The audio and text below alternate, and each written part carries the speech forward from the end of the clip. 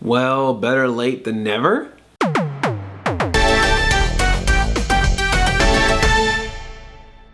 Hi, I'm Andre and I'm a black nerd with a review for you, Better Reviews. The Amazing Spider-Man 2. I am sorry, I missed this movie and everyone's been telling me since the day it came out, Andre, when you gonna review Spider-Man 2? When you gonna review The Amazing Spider-Man 2? It's on Blu-ray, it's on digital copy, and I watched it on a plane. Here's a little tip for you though. Never watch The Amazing Spider-Man 2 on a plane. The movie starts with a plane crash, and then later on in the movie has a whole sequence where two planes are about to crash. Why do you put a movie like that as an in-flight movie and not tell somebody, hey, by the way, while you're watching this movie on a plane, there's gonna be simulated scenes of planes crashing. What's next? I'm gonna be able to watch Flight on a plane? Snakes on a plane on a plane? I'm gonna tell you the good, I'm gonna tell you the bad, I'm gonna tell you the nerdy. Plot of Amazing Spider-Man 2. There is not a plot in Amazing Spider-Man 2.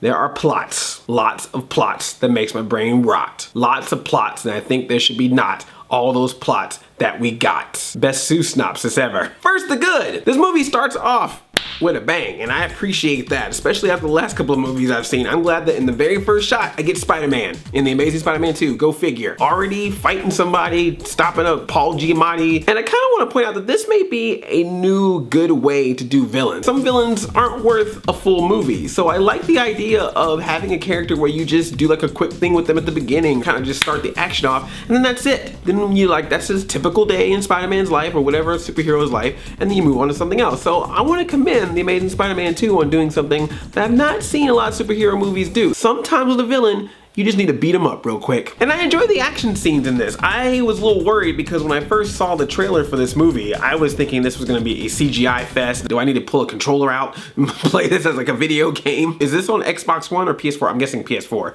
cause Sony. But I have to say the CGI fighting scenes, while there were a lot of CGI involved, pretty fun. It was enjoyable. You wanted those scenes to happen. Trust me, when I get to the bad, you wanted some action to happen because it was enjoyable. If you've already watched the trailer, you might have seen most of the action scenes, but they were good. I love me some Emma Stone. For Mary Jane, can we just have Emma Stone just dye her hair back red and then just play that part too? Just have her be both. Who's gonna ever complain about more Emma Stone in a movie? Not I. I saw The House Bunny, for goodness sake. That's how much I love Emma Stone. Sally Field, I don't know if she was like, hey, are they giving Oscars to superhero movies now? Because I'm gonna bring it in this film. She gives this speech to Peter Parker, which I was just like, wow, mic drop. Peter, I'm sick and tired of your BS, all right? I'm tired of you sitting here whining and complaining about my parents. What happened to my parents? Why didn't you tell me about parents? Like, I fed you, I bathed you, I put the underwear on, I took it off when it was dirty. I did everything for you. Give me some respect. My freaking husband's dead, somewhat because of you. Shut up. I like her. I really like her. Okay, this is gonna be weird, and it's gonna make sense when I get to the bad. There's actors that I really liked in this movie, but when they did certain characters. Jamie Foxx, I really enjoyed him as Electro. Keep that in mind. Dane DeHaena, I liked him when he was Harry Osborn.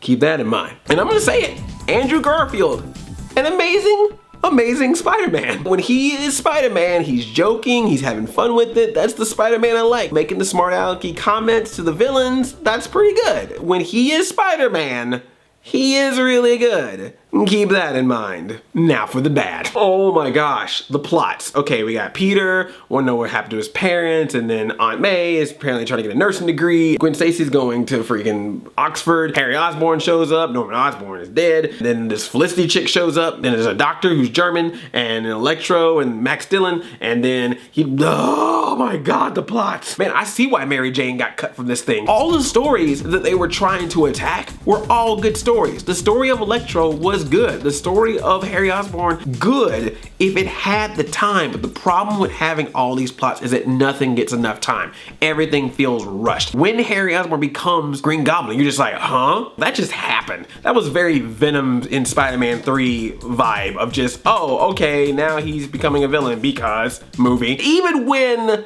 that quintessential scene happens, and I think y'all know the scene I'm talking about, I almost had no emotion to it. Like it happened, even the way it was done, I was just kind of like, eh.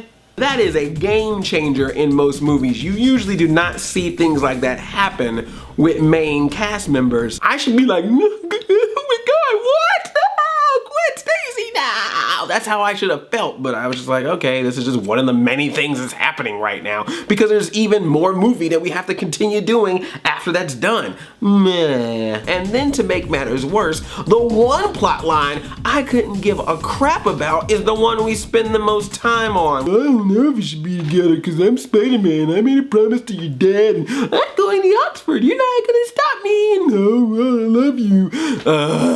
Look, Mark Webb, I know you did 500 Days of Summer, so you like your romance, but enough. Okay, remember how I said that Jamie Foxx was good as Electro? But leading up to that, boy, I was gritting my teeth. Max Dillon, oh, I'm a nerdy guy. What was his hair? What was this? I know you're trying to make him like a nerdy scientist dude, but it's 2014. No black man has that hairstyle. Ever. The dude gets saved by Spider-Man once and he is obsessive. I mean, straight up, Idris Elba, Sharon, she means nothing to me, Sharon, obsessed. You getting a little too happy about Spider-Man right now. And then to add on top of the silliness of his character, what was up with the freaking music? It was just like, I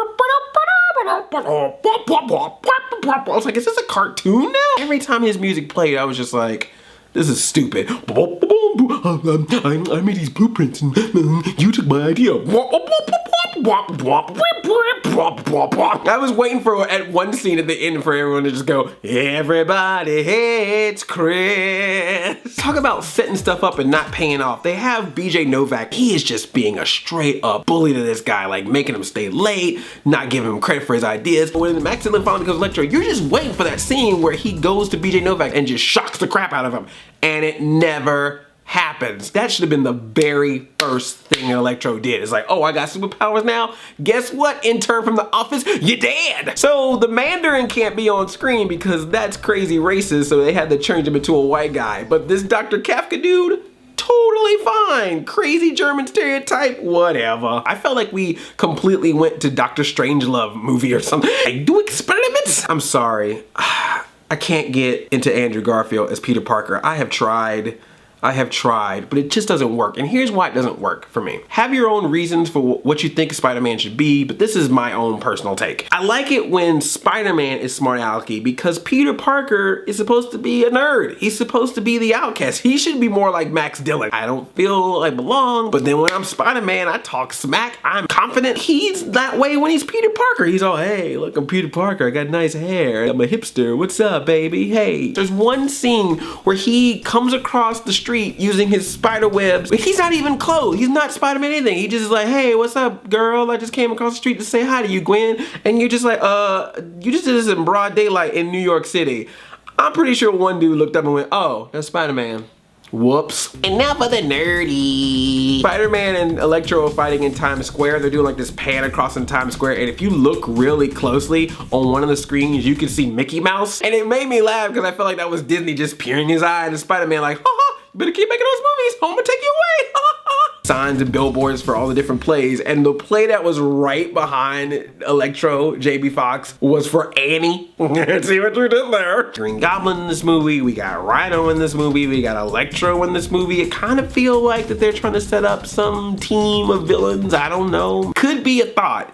Could be enough of a thought that they ruined the movie to make sure they wedge in there that we got more movies. They are trying so hard to set up an Avengers-like universe for Spider-Man for one comic series. So much stuff had to get crammed into this thing, and it just, for me, it was too much. Oh, one more thing. You know how I made fun of Teenage Mutant Ninja Turtles for stealing the whole tower falling and the whole trying to spread a gas out into the city and the whole father being a scientist that died from The Amazing Spider-Man? Interesting watching The Amazing Spider-Man 2, where one of the main plots was that Harry Osborn wanted to take Spider-Man's blood because he felt like that would make him better. So I'm sorry, I was wrong. Teenage Mutant Ninja Turtles borrowed from both The Amazing Spider-Man and The Amazing Spider-Man 2. Cousins, I want to hear from you. What did you guys think of The Amazing Spider-Man 2? Did you think it was good or did you think it was really bad? Really bad. And it made you very sad. And what do you think they can do to fix the Spider-Man franchise? Because they ain't giving it away. Sony is keeping that. It is in a vault next to the Smurfs and Will Smith. Thumbs up this video, and if you're new here, tickle that subscribe button. I make new nerdy videos all week, every week. I love you like a play cousin. I'm Addy 5000, chain chomp, yomp.